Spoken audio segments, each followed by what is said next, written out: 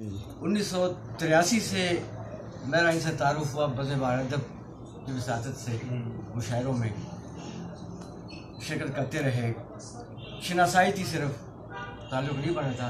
92 में फिर जब कहवाखाने में इफ्तिखार कैसर, असलम तारिक, नईम, इफ्तिखार तशना, मलिक बिलाल, मैं और सैफ मारहरवी, साहिर मुस्तफ़ाई, साजिद सरदी मरहूम आने लगे तो एक ग्रुप बन गया पूरा। 11 बजे बैठ जाते थे और शाम 5-6 बजे उठते थे। कावे और काली चाय चलती थी, खाना भी चलता था उधर बैठे बैठे, और शेर व शायरी होती थी, बहस व तमहीज़ करते थे। तो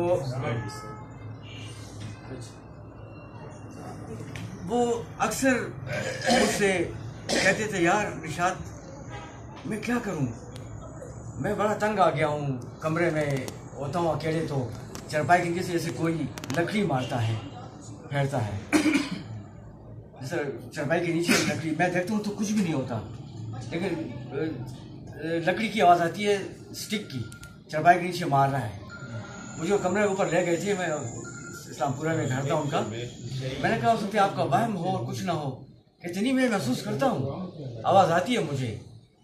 तो हमारी बड़ी गपशप होती थी। उन्होंने इस दौरान मैं ये भी कहा था कि मैं 4 जमात पढ़ा हुआ हूँ ज़बरदस्ती, और मैं गवर्नमेंट प्रेस में मुलाजिम हो गया था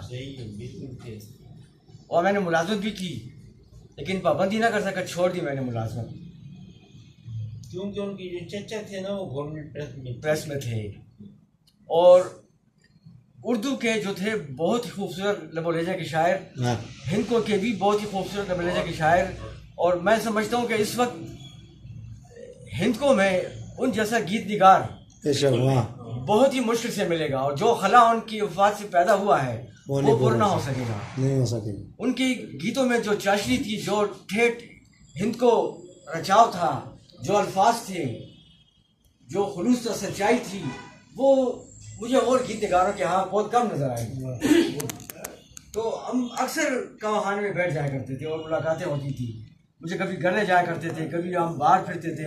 कभी एक दफ़ा मैंने कहा जी मेरे बच्चे चिड़ियों के बड़े शौक रखते हैं और देखते रहते हैं, कहते हैं अच्छा ऐसा करो कि मुझे फॉर्म लेके आओ और स्टिकर लेके आओ, चिड़ियाँ।